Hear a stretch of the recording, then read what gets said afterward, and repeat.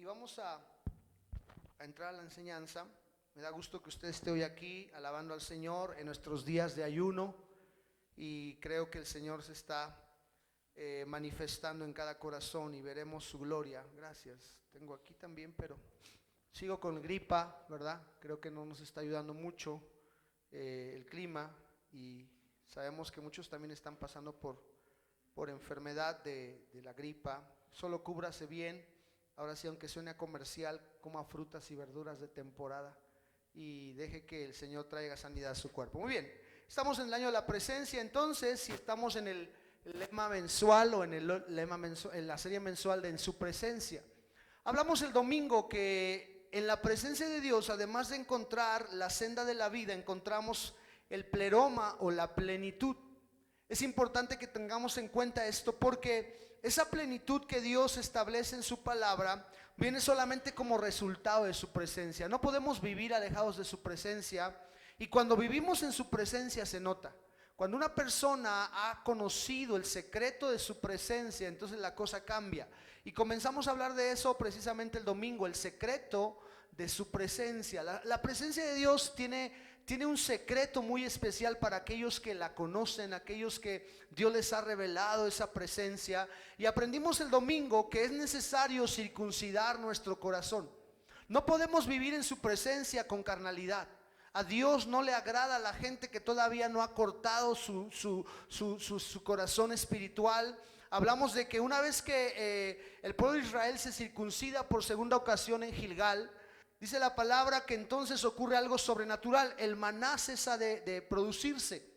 Y aprendimos el domingo que este año de la presencia, su presencia va a bendecirnos, pero para que podamos alcanzar la verdadera bendición, la bendición que Dios quiere que tengamos, necesitamos cortar con toda carnalidad que todavía existe en nosotros. De repente hay áreas en nuestra vida que no hemos rendido a Dios, hay situaciones que todavía no hemos confesado al Señor, y entonces como resultado de ello no podemos vivir en el secreto de su presencia. Aprendimos un poquito, recordamos un poquito sobre David y Obed-edom. Dijimos que Obed-edom tenía un secreto que trajo la prosperidad a su casa. La prosperidad no solamente es financiera. Muchas veces pensamos que la prosperidad solamente es dinero en casa, una cuenta de banco. No, eso no es prosperidad. Nos han vendido mal el asunto y el concepto de prosperidad. El apóstol Juan habla cuando escribe a esa iglesia, le dice: amado, yo deseo que seas prosperado en todas las cosas. Y entonces la palabra prosperidad hoy en día es mal usada, porque pensamos que prosperidad es dinero. Y decimos: tú tienes que ser próspero porque si no, no eres hijo de Dios. Y si no caminas en prosperidad, entonces no estás caminando con Dios. La prosperidad no es necesariamente recursos financieros, aunque parte de esa bendición, parte de esa bendición son los recursos financieros. En realidad la palabra prosperar es la palabra griega que tiene que ver con ayudarnos en el camino. Eso es lo que significa prosperar. Que Dios nos ayude en el camino, que en el proceso en el que estamos, en la situación que estamos viviendo, cada uno de nosotros podamos encontrar precisamente ese secreto, y entonces podamos ser ayudados por el Señor. Obed-edom logró lo que no había logrado Abinadab en 70 años. Muchas veces, hermano, no hemos entendido el poder de la palabra. Cuando es el tiempo perfecto de Dios, cuando es el pleroma de Dios, como hemos estado aprendiendo el año pasado, hablamos del pleroma. Cuando llega el pleroma de Dios, lo que no había ocurrido en 50 o 60 años en tu vida puede ocurrir en un año. Lo que Dios no había hecho, no porque no pueda hacerlo, sino porque sencillamente no hemos dejado que Dios obre nuestra vida. Lo que Dios no había hecho en nuestra familia en muchos años, aún en muchas generaciones, Dios lo puede hacer, porque su presencia trae muchas bendiciones. Aprendimos que Dios prometió su presencia. Dios dijo que Él estaría con nosotros, y de hecho el plan de Dios es tener una relación con el ser humano. Algunos piensan que la relación de Dios con el ser humano es un concepto del Antiguo Testamento. No, señores. El concepto de la presencia de Dios está en toda la Biblia. Aún aunque en el Nuevo Testamento no se habla tanto del arca y de la presencia, siempre está implícito. De hecho, dice la palabra, porque algunos hablan del reino, ¿verdad? Dice que busquemos primero el reino y como que piensan entonces que la presencia no es importante. Claro, necesitamos su presencia para poder establecer el reino. Un ser humano común y corriente sin la presencia de Dios no puede establecer nada en esta tierra. Pero dice la palabra en Juan capítulo 1 que el Señor vimos su gloria, Él vino y habitó entre nosotros. Y entonces aparece una palabrita que si la transliteras del griego al hebreo, te vas a encontrar que esa palabra es como si dijeras: el verbo se tabernaculizó en nosotros, es decir, formó su tabernáculo en nosotros. Desde el tiempo que Jesús vino a esta tierra, desde el tiempo del pueblo de Israel, desde el tiempo de los gentiles, y en esta época nosotros tenemos un hueco que solo su presencia puede llenar. No hay otra situación, no hay otra cosa que pueda llenar ese hueco que tiene el ser humano. Muchos lo tratan de llenar a través de drogas, de sexo, de alcohol, de viajes, de dinero, pero en realidad ese lugar solamente le pertenece al Señor, porque Dios prometió su presencia y Él anhelaba estar con nosotros. Por eso dice la palabra que Él enviaría al Consolador, y el Consolador hemos aprendido que es el Espíritu Santo, ¿verdad? Entonces ese Espíritu Santo es el que nos va a llevar a la presencia de Dios. Y este año de la presencia, solamente a través de su Espíritu Santo vamos a poder encontrarnos con la bendición del Señor, que es lo que buscamos en esta época. Ahora, después también aprendimos que no solamente Dios prometió su presencia, sino que Él deseaba moverse en nosotros. Déjeme regresarme una imagen. Acá atrás dice esta imagen: la promesa de su presencia está con nosotros, pero debemos también dejarlo moverse. De nada serviría que este año que le llamamos el año de la presencia sigamos haciendo nuestra voluntad. No, se necesita dejar al Espíritu que se mueve en nosotros. Y si Él viene a romper nuestras agendas, gloria a Dios por ello. Porque algo que yo he entendido en esta época, porque mucha gente no le da oportunidad al Espíritu Santo, es porque el Espíritu Santo viene a romper tus agendas, viene a romper tus horarios, viene a cambiar tu vida. Y a mucha gente le gusta tomar el control. Y quien debe controlar nuestra vida es el Espíritu Santo. En esta época, hermano, en este año de la presencia, si Dios viene y nos interrumpe, por así llamarle, en nuestros cultos, si nos interrumpe en nuestros procesos, si nos interrumpe en nuestros proyectos, gloria a Dios, porque Él es el Señor de esta casa. Y necesitamos dejarlo este año moverse en nosotros, ya que Él es la persona más sensible de la Trinidad. Si nosotros no dejamos mover al Espíritu Santo, Él se va a contristar. Y por eso hay muchas congregaciones que en algún momento tenían fuego, en algún momento tenían la presencia de Dios, tenían el arca sobre ellos, pero por alguna situación en la cual ellos quisieron tomar el control, ellos dejaron al Espíritu Santo de un lado. Y el Espíritu Santo, como es la persona más sensible de la Trinidad, no ya más quiso moverse en ellos. Entonces, cuidado con ello. Aprendimos también, y en eso nos quedamos el día domingo, que la presencia de Dios traerá bendición a nuestra vida. ¿Cuántos anhelan de verdad la bendición de Dios? Queremos que Dios nos bendiga. Queremos que su presencia, así como Obed-Edom, esté con nosotros y nos prospere. Yo creo firmemente que su presencia estando con nosotros, la cosa va a cambiar mucho y vamos a poder ver cosas que antes no habíamos mirado, porque su Espíritu Santo, su presencia prometida, traerá bendición a nuestra vida. Yo creo muy firmemente que esa bendición va a llegar cuando caminamos a la manera de Dios. Así que hoy quiero mostrarle, por así llamarle, es arriesgado decir eso, ¿verdad? Porque en esta época donde hay tantas predicaciones humanistas en el internet, en la red, es peligroso hablar de pasos, ¿verdad?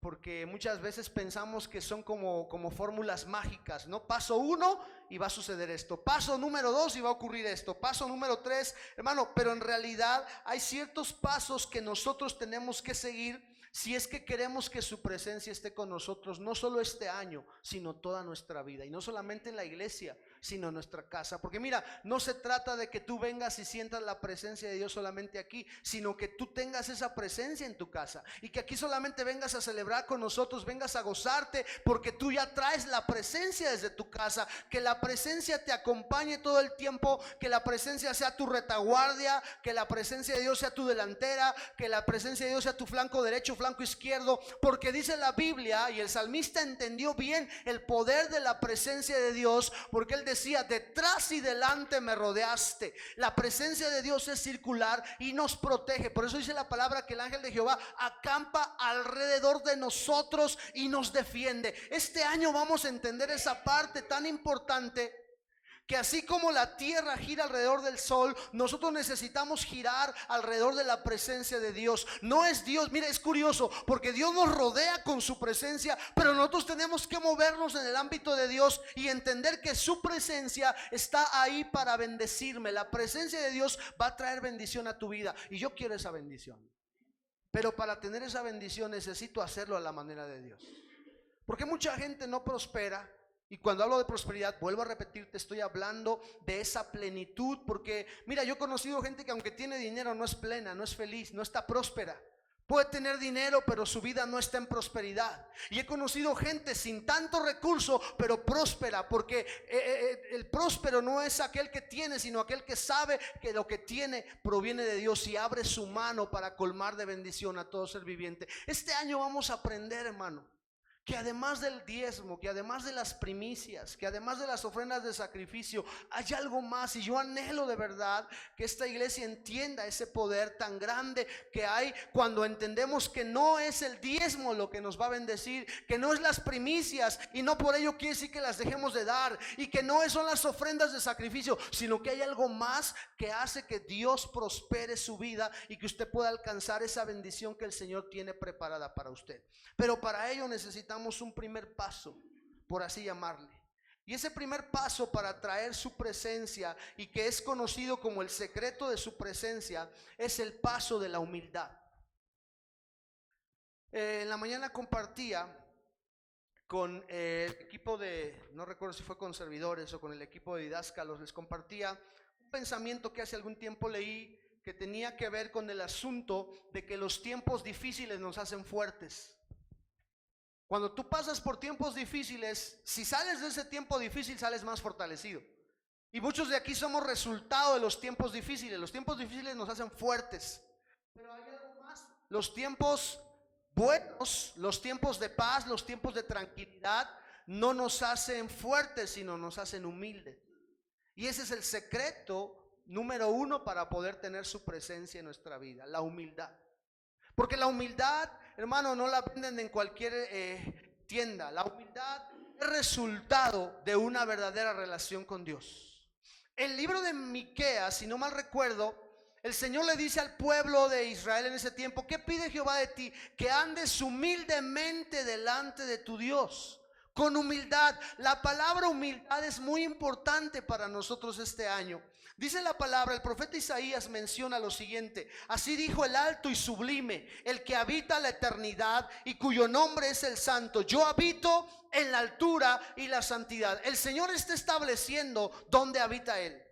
Él es un Dios alto, Él es un Dios sublime. Él no, aunque es un Dios humilde, fíjese lo curioso, Él dice: yo soy un Dios que estoy en la altura. Yo tengo mi nivel, por así llamarle. Yo tengo mi trono en el cielo. Y a veces parece que esa situación como que hace que Dios sea inaccesible a nosotros.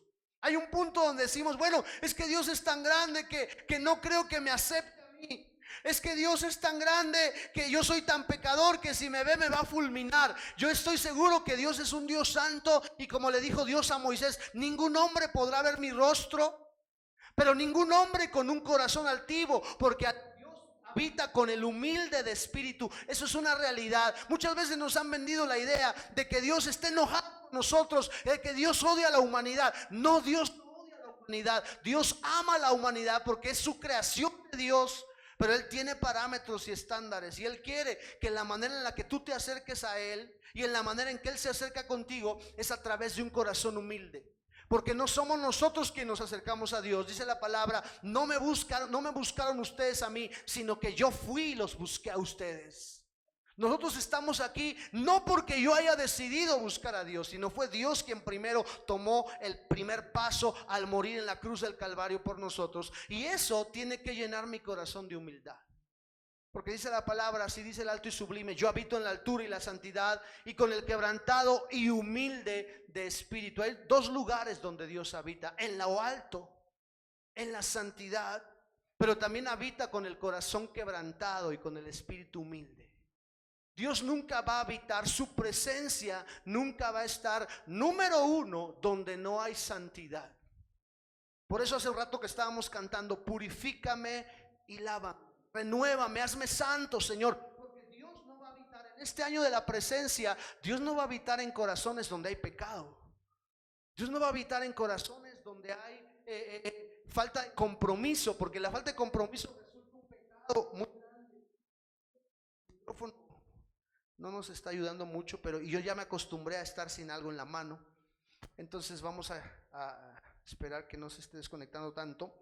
Pero mire, cuando nosotros entendemos esta parte de que la santidad conviene a la casa, vamos a poder vivir una vida donde cada día el Señor nos va purificando. Cada día de nuestra vida tenemos que estar muriendo a algo nosotros. Un cristiano no es perfecto, pero está caminando en la perfección. Yo todavía no soy un hombre sin pecado, pero estoy tratando de esforzarme cada día. Por eso aflijo mi cuerpo como hoy en ayuno, ¿no? Estamos ayunando 21 días. Hay gente que no cree en el ayuno, sobre todo esta generación hoy en día no entiende el ayuno. Y piensan que el ayuno es algo religioso, cuando en realidad el ayuno es una bendición. Y no solamente porque yo voy a bajar de peso al ayunar, no, sino porque su palabra enseña que a través del ayuno yo desato ligaduras de impiedad.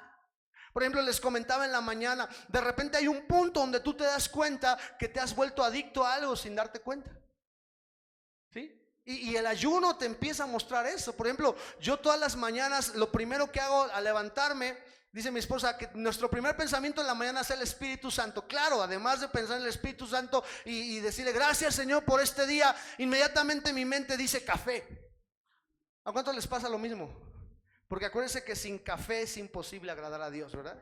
Y yo en las mañanas, 5 de la mañana, yo ya tengo hasta la cafetera ahí en la sala, porque digo, me encanta el aroma del café en la mañana, me encanta prender la cafetera y que la casa se llene el aroma. Y eso me da, una vez leí que el café, el aroma del café te produce en tu cerebro unas endorfinas de felicidad. Y yo sí soy muy feliz cuando empiezo a oler el café. Y estos días me he dado cuenta, van 2 días que estamos ayunando y van 2 días que en la mañana no tomo café. Y hermano, me he dado cuenta que yo estoy teniendo un problema, porque hay un punto donde a veces estoy ansioso y digo, necesito un café. Y a veces digo, a lo mejor así siente el drogadicto cuando le falta la dosis del día, ¿no? Se levanta y dice, necesito esa dosis. Pues hermano, son las ligaduras de impiedad que a veces tenemos. Le estoy poniendo mi ejemplo, pero muchas veces usted tiene sus propios ejemplos. Y por eso a veces no nos gusta ayunar. Y pensamos que el ayuno, ay hermano, es que es torcerle la mano a Dios. Mentira, te han enseñado mal. El ayuno está en la Biblia. Y es cierto que en alguna ocasión el Señor dice, mientras esté el amado, no tienes por qué ayunar. Mientras el novio está, no ayunes, porque los fariseos de ese tiempo juzgaban. Fíjese, cuidado con el espíritu fariseico, un punto y aparte. Porque el fariseo es aquel que hace, pero como el otro no hace, lo juzga. Y cuidado con eso, porque eso aleja la presencia de Dios. Aquí hay gente que está ayunando, gloria a Dios, no juzgue al que no lo está haciendo. Aquí hay gente que ora, no juzgue al que no ora. Aquí hay gente que alaba, no juzgue al que no alaba, porque ese es un espíritu fariseico. Dice la Biblia que los fariseos le dijeron a Jesús, oye Jesús, tus discípulos no ayunan como los de Juan. Porque el ser humano siempre compara. Y Dios dice, no se preocupen. Habrá un tiempo en que ellos van a ayunar. Ahorita el amado está en casa, el novio está en la fiesta. Entonces cuando el novio se vaya, ellos van a ayunar. Y así es cierto, los discípulos, estoy seguro que muchas de las cosas que lograron fue a través del ayuno, afligir su corazón, afligir su cuerpo. Y a veces nos cuesta trabajo ayunar por diferentes causas, porque hay ligaduras de impiedad en nosotros. Y a través de eso Dios nos va purificando, Dios nos va limpiando. Su palabra es verdad. Ahora, aquí se trata de no solamente ayunar y ya, porque mire, no tiene caso ayunar si usted no lee la palabra. No tiene caso ayunar si usted no ocupa un tiempo orando, porque entonces lo único que hizo fue malpasarse. A veces usted se va al centro de salud, al hospital, y se va sin comer. 4 o 5 de la tarde usted regresa y no tiene ni un taco en la boca, no tiene ni agua en la boca. No es un ayuno porque usted se fue a hacer algunos pendientes. Hay muchos cristianos que hacen lo mismo, ayunan, dicen vamos a ayunar hoy. Bueno, el pastor, los de intercesión dijeron que ayunáramos. Bueno, vamos a ayunar, pero no dedican unos minutos o unas horas para orar. Se supone que el tiempo que tú vas a ocupar comiendo lo vas a ocupar en la presencia de Dios. Entonces necesitamos que Dios venga a habitar en la altura y en la santidad, pero también con el quebrantado y humilde de espíritu. ¿Para qué? Para vivificarnos. Entonces entiendo que si no hay humildad en mi vida, no habrá un espíritu vivificado. ¿Qué significa un espíritu vivificado? Es muy profundo, lo vamos a aprender en esta serie también. Pero un espíritu vivificado es aquel que un día estuvo muerto, pero fue resucitado por el poder del Espíritu Santo. Necesitamos ser vivificados. Hay áreas en nuestra vida que murieron, pero que necesitan resucitar a una nueva creación. El hombre viejo se va desgastando, dice el apóstol Pablo. El viejo hombre se va desgastando, pero el nuevo hombre se va renovando. Eso es vivificarnos, y la vivificación viene como resultado de la humildad. Ahora, ¿qué es humildad? Entonces humildad será vestir ropas pobres, ¿verdad? Muchas veces pensamos que humildad es que tú vistas de la forma más burda posible o más austera posible. No es necesariamente eso humildad. En esta iglesia hemos aprendido mucho acerca de lo que es el verdadero poder de la humildad. La palabra de Dios, y Jesucristo dijo en Mateo 11:29, llevad mi yugo sobre vosotros y aprended de mí, que soy manso y humilde de corazón, y hallaréis descanso para vuestras almas. ¿Se acuerda que el texto base que estamos tomando para esta serie de En su presencia dice que en su presencia hay plenitud de gozo, delicias a su diestra para siempre? Hay descanso en su presencia. Su presencia nos trae descanso. Y Jesús dice que aparentemente es muy paradójico. ¿Cómo que un yugo te va a traer descanso? Bueno, es que antes tú cargabas el yugo de pecado. Antes de conocer a Dios, el yugo que traías era un yugo de muerte. Tú te sentías abrumado, te sentías frustrado, te sentías con un peso encima muy grande. ¿Cuántos de los que están aquí antes de venir a Cristo sentían ese peso en su espalda? Ahí lo tenías, era un yugo. Pero ahora Dios te dice, te voy a quitar ese yugo pesado y te voy a poner otro yugo. Sí, porque el camino de la cruz es un sacrificio. ¿Está de acuerdo conmigo? No un sacrificio de buenas obras que tengo yo que hacer para ser salvo, sino un sacrificio en el cual yo debo ofrecerme voluntariamente diariamente. Jesucristo por eso lo dijo: si alguno quiere venir en pos de mí, niéguese a sí mismo. Es el primer asunto, negarnos a nosotros mismos, tomar nuestra cruz cada día y seguirle. Ese es el yugo que el Señor pide de nosotros. Todos queremos su bendición, todos queremos su presencia, todos queremos que Él nos prospere como Obed-Edom, todos queremos que Él sane nuestra enfermedad, todos queremos que Él alcance a nuestra familia, todos queremos que Dios nos conceda alguna petición de nuestro corazón, pero son pocos los que quieren pagar el precio en esta temporada. Mucha gente se dice conocer a Dios, pero muy pocos pagan el precio de verdad que el Señor quiere que paguemos. Él dice: llevad mi yugo sobre vosotros. Un yugo de humildad, un yugo de mansedumbre, un yugo que va a traer descanso a nuestras almas. El alma del ser humano necesita urgentemente el descanso de su presencia. Por eso mucha gente anda corriendo, por eso mucha gente anda estresada, porque no ha aprendido a descansar en la presencia. Y este año de la presencia, Dios me decía que vamos a encontrar descanso en su presencia y vamos a ser prosperados en su presencia. Pero necesitamos conocer los secretos de su presencia.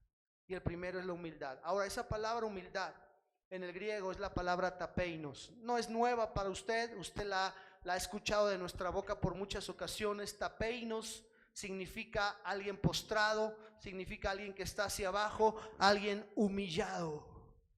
Y por eso el apóstol Santiago dice: humillaos pues bajo la poderosa mano de Dios. Esto es importante que lo tengamos en cuenta. Dios a este exalta y a este humilla. Ese es el poder de la humildad en Dios. Mientras más bajo hayas caído en el buen sentido, más alto va a llegar tu vida en la presencia de Dios. Esa es la palabra humildad. Humildad tiene que ver con dependencia. Un hombre humilde es aquel que depende de Dios, no depende de su fuerza. Porque muchas veces pensamos que podemos nosotros con nuestra fuerza. Y eso para mí es falta de humildad. Porque no podemos hacer las cosas en nuestra fuerza. Necesitamos urgentemente la presencia de Dios que produce en nosotros humildad. Una persona que tuvo tiempo en la presencia de Dios es una persona humilde. Es una persona que ha sido trabajada por el Señor. Una persona, cuando tú escuchas hablarla y solamente su plática se centra en él, entonces es una persona que no tiene humildad. Es una persona que no ha dejado que la presencia de Dios lo trabaje. Hay gente arrogante, hay gente orgullosa.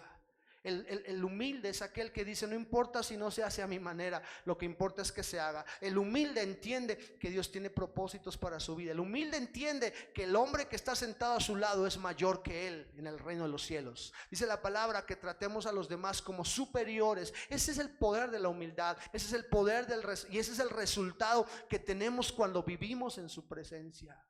Hermano, por eso encontramos hoy en día a tantos cristianos carentes de humildad, porque no les gusta pasar tiempo en su presencia. A veces queremos la unción express, una unción rápida. Ore por mí, pastor, y que yo caiga y que yo sea sacudido. A mí cómo me desesperaba esa gente que venía buscando oraciones de liberación.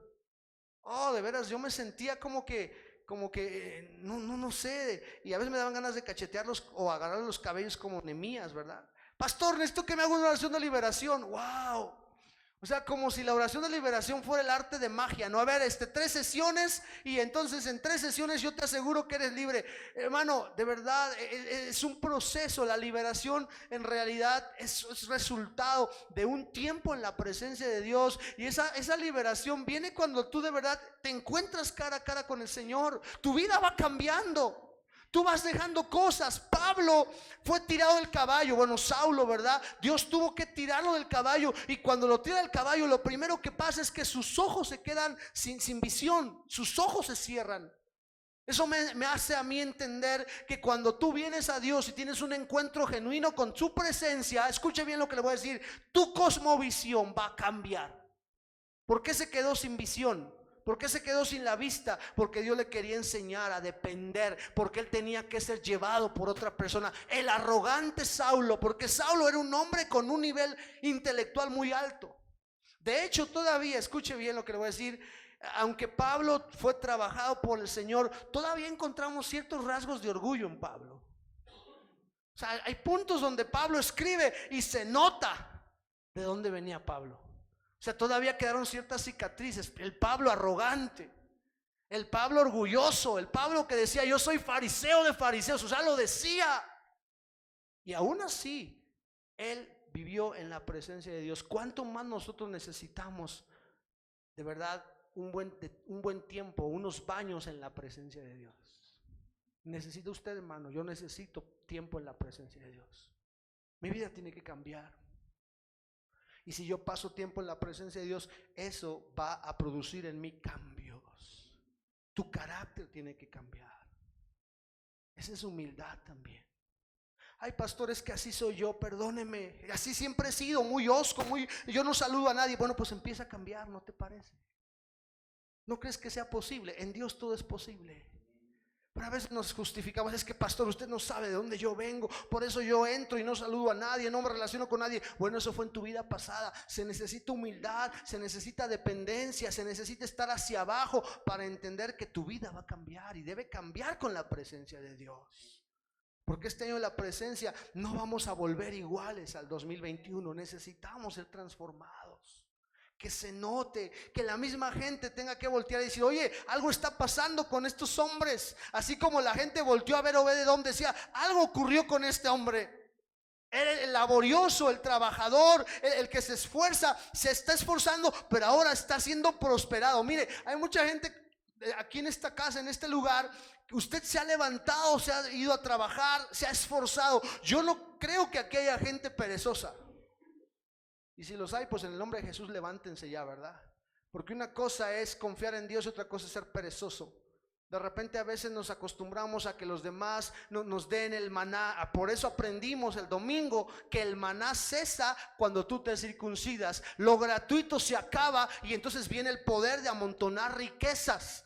Antes de Gilgal, para el pueblo de Israel, no había la posibilidad de guardar, de tener algo para el futuro, porque el maná era depender de Dios totalmente. Bueno, Dios dice, ahora viene un tiempo donde tú vas a madurar y te voy a dar el poder para hacer las riquezas. En tus manos está el poder para hacer riquezas. En tu mente están los proyectos que Dios puede poner en tu vida para que en este año de la presencia tú prosperes lo que no habías prosperado. Pero se necesita humildad para reconocer que a lo mejor alguien que no sea tan experto venga a decirte cómo hacer las cosas. Cuando Pedro, conoce a Jesús por primera vez mientras le presta su barca, mientras Jesús está predicando, Pedro está lavando sus redes, porque Pedro no había pescado nada. Pedro es el experto en ese momento, es el que sabía de pesca. Jesús es el rabí. De repente Dios en el punto de la humildad nos va a llevar a estar, que nos pone a gente encima de nosotros que a lo mejor no son tan expertos como nosotros. Y entonces Jesús, el que no es experto en pesca, le dice a Pedro, a ver Pedro, vamos, avienta tu red.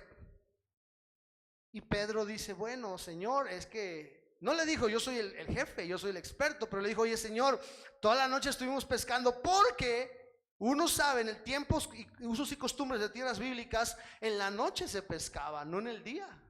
Y menos a mediodía, porque la red la miraban los peces. Las redes de ese tiempo no eran como las de ahora, de nylon, así casi invisibles. No, eran redes diferentes, muy rudimentarias. Por eso la pesca se hacía de noche.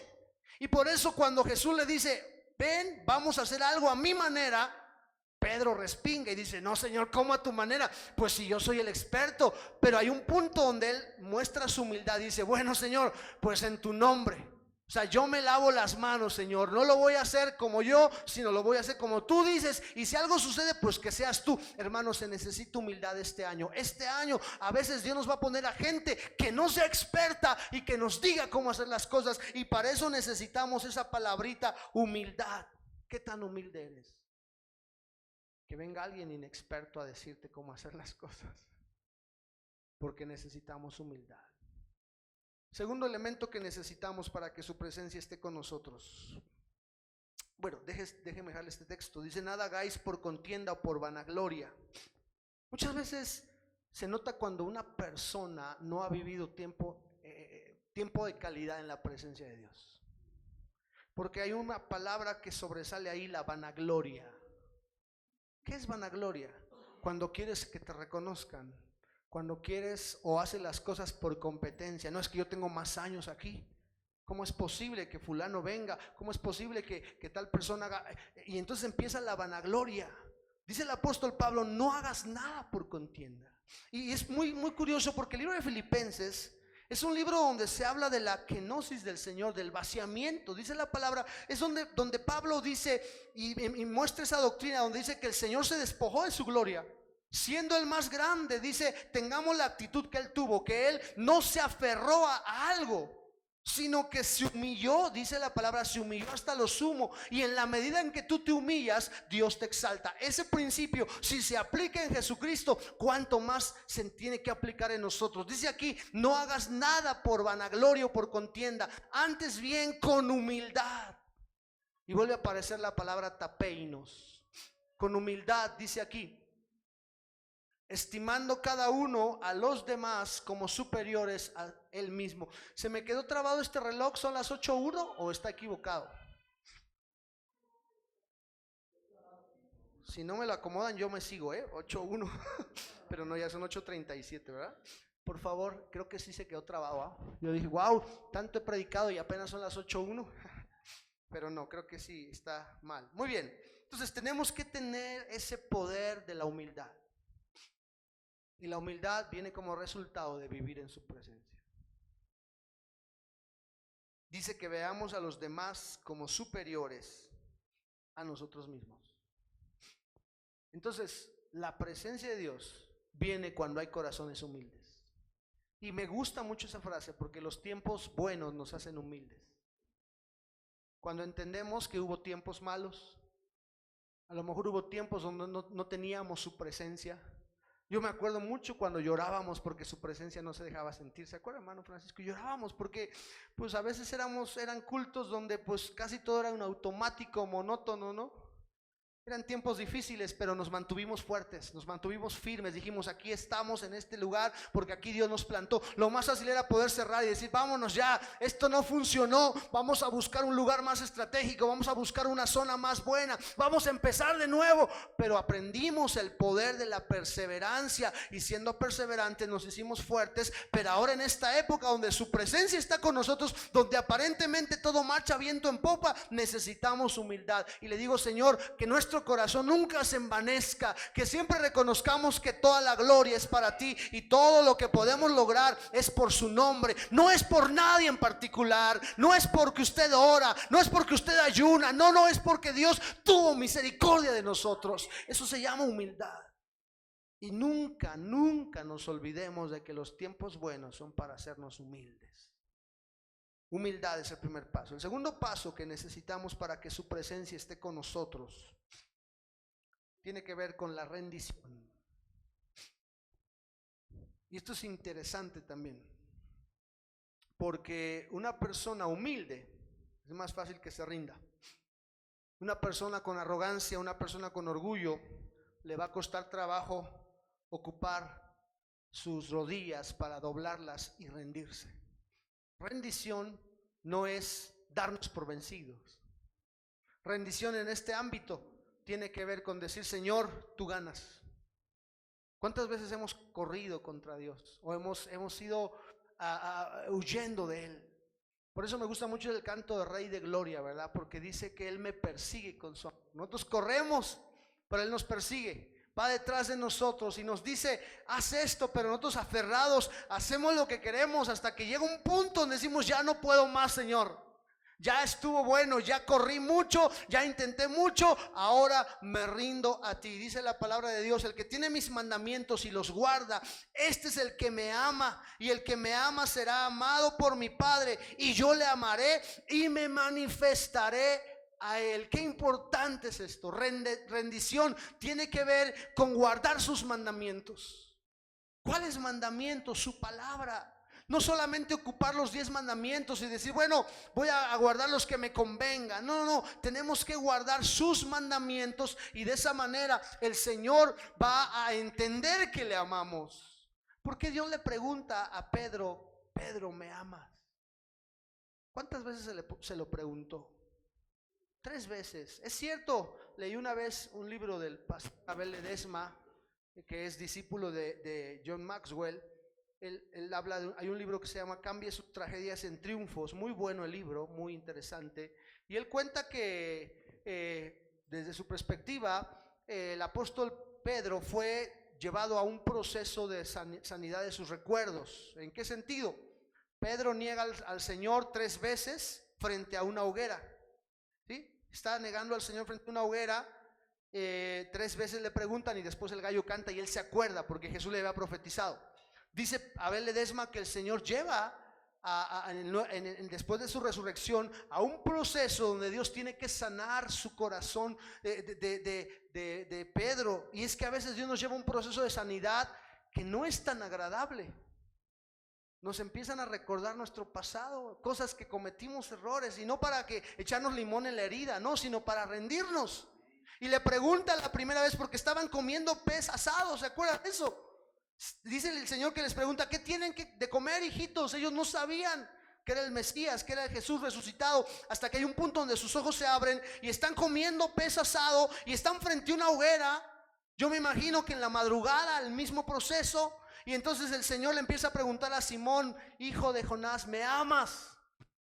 Y Simón responde, sí, Señor, tú sabes que te amo. Primer punto, primer golpe certero del Señor para hacer para que Pedro se rinda. A veces Dios insiste una, otra y otra vez, y es como nos da como golpecitos. ¿Me amas? Y sentimos el golpe del Señor, pero no nos caemos, nos quedamos de pie y nos agarramos fuertemente. Sí, Señor, tú sabes que te amo. Y hay un punto donde el Señor está golpeando 2 veces más. ¿Me amas? Señor, tú lo sabes, yo te amo. 3ª vez le pregunta. Es aquí donde Pedro, además de ser sanado en sus recuerdos, Pedro es quebrado en su espíritu. Porque la respuesta de Pedro es una respuesta de alguien que está rendido. Porque Pedro le dice: Señor, tú lo sabes todo y tú sabes que yo te amo. ¿Cuántos de nosotros podremos rendirnos de esa manera con el Señor? Decirle: Padre, me has afligido, me has golpeado, pero te amo. Jehová, tú hiciste la llaga, pero tú la vendas. Muchos de los que estamos aquí venimos a la iglesia, venimos a su presencia después de una tunda de parte del Señor, o de la misma vida, ¿no? La vida nos trató tan mal que llegamos a la iglesia todos golpeados, pero Dios nos amó porque Él tenía ese deseo de que tú y yo nos rindamos ante Él. Hermano, cada vez más tenemos que rendirnos. Y hay un punto donde nos rendimos sin que Dios nos golpee. Eso es madurez. Porque a lo mejor al principio te rendiste porque Dios te golpeó y te golpeó y te golpeó de tal forma que tú dijiste: ya no aguanto más, Señor, ya aquí estoy. Pero hay un punto, y en este año de la presencia, donde nos vamos a rendir sin que Dios nos golpee. Donde le diremos: Señor, haz tu obra en mi vida. Yo te amo, guardo tus mandamientos, y entonces tú me vas a amar y te vas a manifestar a mi vida. Año de la presencia tiene que ver con manifestación. Y solamente los que aman sus mandamientos, solamente los que se rinden a Él, son a los que Dios se les va a manifestar. Y cuando Dios se manifiesta, lo vamos a aprender este año. ¿Qué ocurre cuando Dios se manifiesta? Hay un cambio. Dice la palabra que un hombre llamado Jacob, después de enfrentarse ante la presencia de Dios, no salió igual, salió transformado. Al grado que ya le cambian hasta su nombre, pero le cambian su forma de caminar. Si usted ha leído la Biblia y lo ha hecho, se ha de dar cuenta que Israel, el Jacob se convierte en Israel, y además del nombre cambiado, su forma de caminar es diferente. Él rengueaba. ¿Por qué? Porque lo habían golpeado. Lo habían puesto bajo un proceso donde el Señor quiso llevarlo a rendición. Y entonces el suplantador se convierte en el príncipe de Dios. Porque este año de la presencia Dios quiere manifestarse a nosotros. Rendición. ¿Qué tanto te estás rindiendo a Él? Cuando guardamos los mandamientos y nos rendimos, vendrán las bendiciones. ¿Ha leído usted Levítico 26? Antes de entrar al tiempo de las primicias, lea Levítico 26. Se va a encontrar tantas y tantas bendiciones. Yo anhelo que en estos días que esté usted en ayuno, pues usted vaya a la Biblia y lea, por ejemplo, lea Levítico 26. Se va a encontrar un montón de bendiciones que el Señor tiene cuando nos rendimos a Él. Ahora, hay bendiciones que están reservadas. Vamos a ir a la Biblia, no está en la pantalla, pero déme unos minutitos. Vamos a mirar este versículo, algunos cuantos versículos, para crear en usted ese deseo de buscar más y encontrar este precioso tesoro de guardar sus mandamientos. Dice Levítico 26: no haréis para vosotros ídolos ni escultura, ni os levantaréis estatua, ni pondréis en vuestra tierra piedra pintada para inclinarnos a ella, porque yo soy Jehová vuestro Dios. Y empieza a hablar de tantas cosas, pero es muy certero lo que el Señor dice en este versículo. Dice: no te harás ídolos. La rendición tiene que ver con dejar a un lado todos aquellos ídolos que podemos levantar en algún momento de nuestra vida. Y usted dirá: no, hermano, yo ya dejé mis ídolos atrás, ya no tengo ningún ídolo. Pero no estoy hablando de ídolos como imágenes solamente. Estoy hablando de personas, de situaciones, de circunstancias, que cuando no hay humildad, no hay rendición. El primer paso antes de entrar a la rendición es la humildad. Dios quiere de verdad que nos rindamos, pero primero nos pasó por el valle de la mirra. Porque acuérdense usted de Esther. Esther fue metida en mirra antes de ser metida en afeites y en perfumes. La mirra siempre es algo amargo. Y la Biblia habla de la mirra, y lo vamos a mirar ahora en el año de la presencia. Vamos a mirar que hay dos altares en el tabernáculo. Un altar para entrar en su presencia, que es el altar del holocausto. Pero hay otro altar que es el altar para permanecer en su presencia. ¿Ya estás adentro? Bueno, pues ahora necesitas que tu humanidad sea escondida. ¿Cuántos sabían que para eso es el incienso? El incienso no es para que huela bonito la persona, no. El incienso, según el concepto de Jehová en el Antiguo Testamento, era para que no se viera la humanidad o la carnalidad del sacerdote. Por eso se llenaba de incienso, de humo, la persona, y no cualquier clase de humo ni cualquier clase de incienso. No son inciensos como el Hare Krishna ni nada de eso, nada que ver. Mucha gente mística que dice: yo quiero incienso porque la Biblia habla del incienso. Sí, pero esos inciensos que le venden en el mercado de Sonora o en todo eso son cosas totalmente extrañas, totalmente diferentes. Pero la Biblia habla del aceite que tenía 5 elementos. Y los vamos a mirar este año. Porque yo necesito estar en su presencia y guardar y esconder mi humanidad y no hacerme ningún ídolo. Porque muchas veces los ídolos son resultado todavía de nuestra carnalidad. Le dejo con esto. Nuestra mente es muy poderosa. En nuestra mente puede haber ídolos a los que todavía no hemos derribado. ¿Se acuerda usted cuando la gloria de Dios se va del templo? Ezequiel lo relata. Es tan triste porque por 400 años la Shekinah ya no estaba. Cuando Ezequiel tiene una visión, dice que él es llevado al templo. Según entiendo, Ezequiel estaba en Babilonia y fue llevado en el espíritu varios kilómetros, fue trasladado. Eso es lo maravilloso de Dios. Y dice que el Señor lo lleva al templo. Y entonces, mientras está en el templo, él está mirando todo lo que los sacerdotes y los ancianos están haciendo. Ojo, no la gente común y corriente, sino los sacerdotes, que representan la élite, y los ancianos, que representan el liderazgo. Dos clases de gente muy importantes.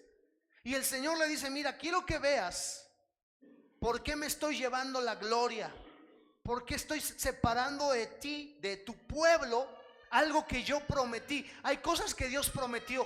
Dios prometió su presencia, pero si nosotros no aprendemos a caminar como Dios quiere, Dios dice: antes de que me lleve la presencia, te voy a mostrar por qué.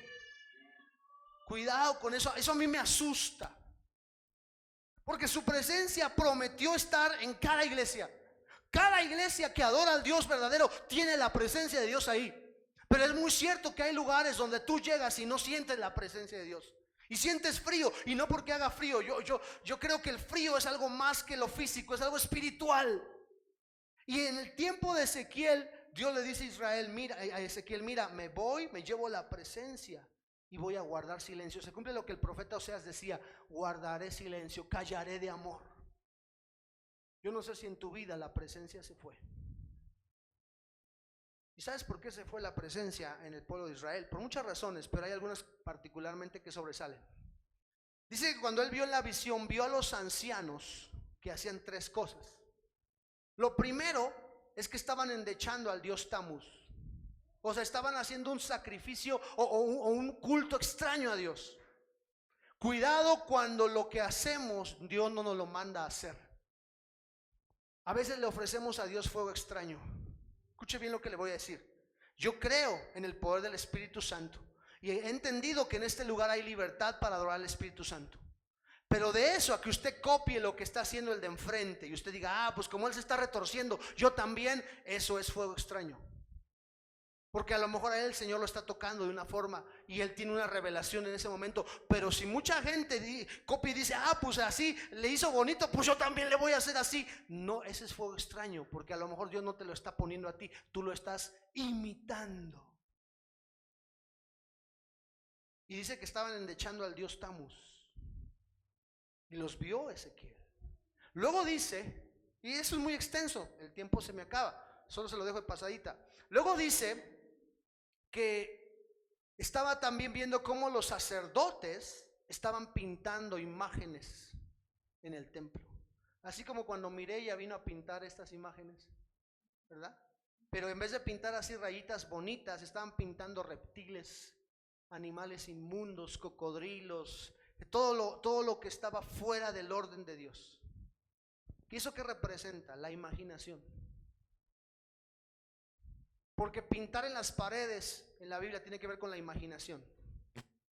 Y no estoy hablando solo de pornografía ni nada de eso, no estoy hablando de cosas más, no que la pornografía no sea mala. En sí eso ni siquiera se debe mencionar en el cristianismo. ¿Cuántos dicen amén a eso? Pero cuando hablamos de algo que se pinta en las paredes, son imágenes prejuiciosas que de repente yo imagino. De repente yo imagino cosas de alguien y digo, wow, ya lo viste, ¿verdad?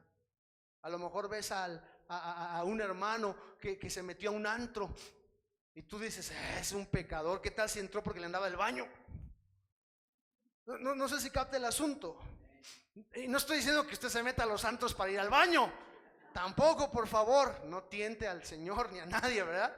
Es que, pastor, es que fui al antro, ¿no? Pero fui al baño. Acuérdese que usted un día predicó de eso. Pero muchas veces vemos a gente que hace algo, inmediatamente nuestra mente vuela. Estamos haciendo, no nos estamos rindiendo ante Dios, no estamos dejando que nuestra mente se rinda. Dice el apóstol, llevando cautivo todo pensamiento que se levanta en contra de la voluntad de Dios. Aún a veces en el ámbito de la presencia de Dios imaginamos cosas. Es que yo no creo que Dios se mueva así. Y estoy pintando mis propias imágenes. Y entonces mi mente es un problema. Porque yo veo al hermano retorcerse y digo, a estar endemoniado, cuando es el Espíritu Santo que lo está tocando. O sea, muchas veces yo voy creando en mi mente imágenes que están evitando que yo rinda mi mente a la voluntad de Dios. Muchas veces nos la damos de muy intelectuales, pensando que no, es que así no debe ser, es que yo he aprendido que así es así. Y de repente esa gente que es tan dogmática y que a veces se da de tanta sabiduría son los que menos saben y son los que más problemas nos causan de repente. No, es que yo aprendí, me dijeron que esto y esto. Bueno, baja tus imágenes.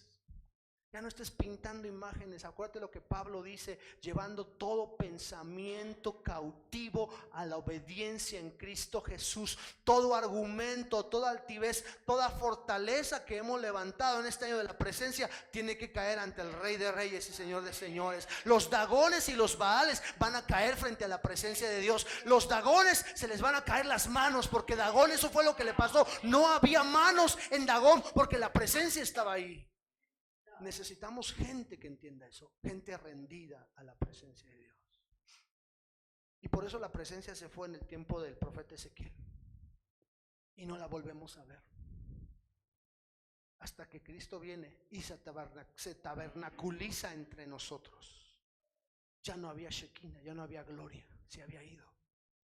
Dios nos ayude a que este año de la presencia, si la presencia se fue de tu casa, la vuelvas a traer de regreso. De repente puede ser que lo que tengas solo sea apariencia. Finjas que eres un adorador, finjas que eres alguien con unción, finjas que, pero no hay nada. Porque estás ofreciendo culto extraño al Señor como ellos, ofreciendo a Tammuz. O número 2, porque en tu mente estás imaginando, creando tus propios conceptos. Hermano, eso no nos va a ayudar. Necesitamos rendirnos completamente. Y siga leyendo Levítico 26. Le digo que yo podría ir verso a verso en Levítico 26 y encontrar tantas verdades tan poderosas. Pero muchas veces no hemos dejado que el Señor, me voy a detener aquí, ya se me acabó el tiempo, que el Señor nos tenga rendidos a sus pies. ¿Qué áreas hay que todavía no rindes a Él? ¿En qué parte necesitas humildad? A veces hasta en la forma de contestar se muestra tu humildad. ¿Verdad que sí? Se nota cuando alguien ha vivido tiempo en la presencia de Dios. En mi vida he conocido gente llena de la presencia de Dios. Pero sabe, esta mano no me alcanza, o sea, me sobran dedos. Porque yo he conocido gente llena de la presencia de Dios, pero así gente que me ha impactado y que yo me he quedado sorprendido, yo le calculo 3 o 4.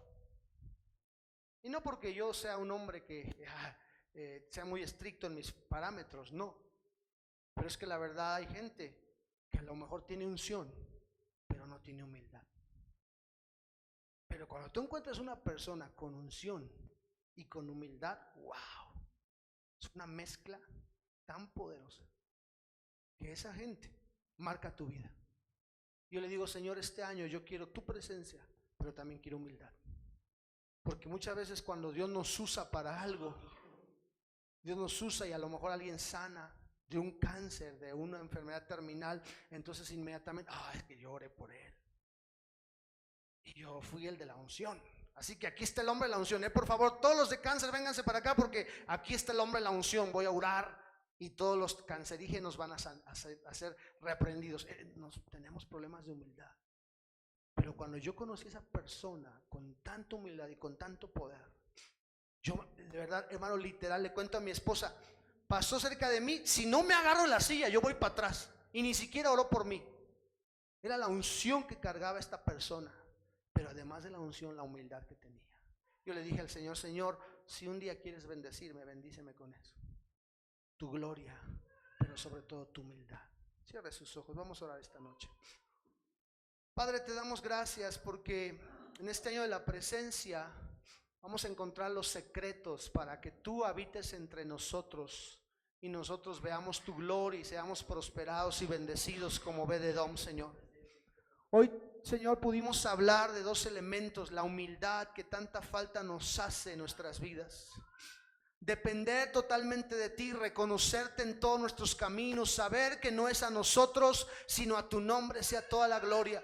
Saber que no podemos robar tu gloria, Señor. Esa humildad que necesitamos cada día nosotros y que podamos, Señor, a través de esa humildad rendirnos a tu voluntad, guardar tus mandamientos, amar tus mandamientos, Señor. Y de esta manera podemos estar a la mitad del camino de que tu presencia esté con nosotros todo el tiempo. Humildad, Señor, y rendición es lo que necesitamos en esta casa. En cada uno de nosotros necesitamos más y más vivir dependientes de ti, vivir humildes delante de ti, vivir rendidos delante de ti, para que tu presencia esté aquí y no se vaya de este lugar y cada uno de nosotros seamos bendecidos y prosperados. Por favor, guarda nuestros corazones esta noche.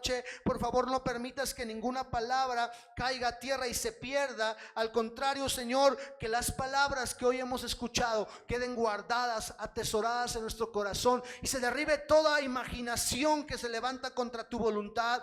Que se borre, Señor, todo el culto extraño que hemos levantado, Señor. A veces cosas que pensamos que son correctas, pero que no son correctas. Ese fuego extraño que muchas veces ha entrado a nuestras vidas, a nuestras iglesias, Señor, sea reprendido en el nombre de Jesús, y podamos ir con tu presencia delante de nosotros y podamos saber hacia dónde nos vamos a estar dirigiendo. Espíritu Santo, ven por favor en esta noche y guarda nuestros corazones siempre en tu verdad, y que podamos siempre traer tu presencia donde quiera que vayamos. Te lo pedimos en el nombre del Padre, del Hijo y del Espíritu Santo.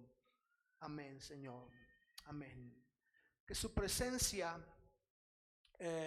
sea nuestra meta. Este año de la presencia, que la presencia sea el objetivo más grande que tengamos. Que su gloria vaya con nosotros y que nosotros vayamos tras su gloria, siendo capturados cada día por él. Amén. Quiero dejar este lugar, pero antes le quiero dar la bienvenida a nuestro hermano que nos acompaña. ¿Cuál me dijo que era su nombre? Gabriel. ¿Cómo le decimos a Gabriel? Dios le bendiga, bienvenido. Él estuvo en la jornada, ¿verdad? Si no mal recuerdo. Bienvenido, me da gusto. En la mañana vino a recoger sus lentes y hoy está aquí con nosotros. Bienvenido, Gabriel, de verdad, de todo corazón. Le pedimos a Dios que lo bendiga y que no sea la última vez que nos acompañe, ¿sí? Es cierto que no está el equipo de bienvenida, pero le voy a invitar a Isra que me ayudes y le entregues el kit que tenemos allá arriba, lo saluden y cada uno de nosotros le demos la bienvenida a Gabriel. Bienvenido, Gabriel, esta es tu casa y esperemos verte constantemente aquí. Amén. Dios bendiga. Voy a dejar este lugar a quien va a pasar.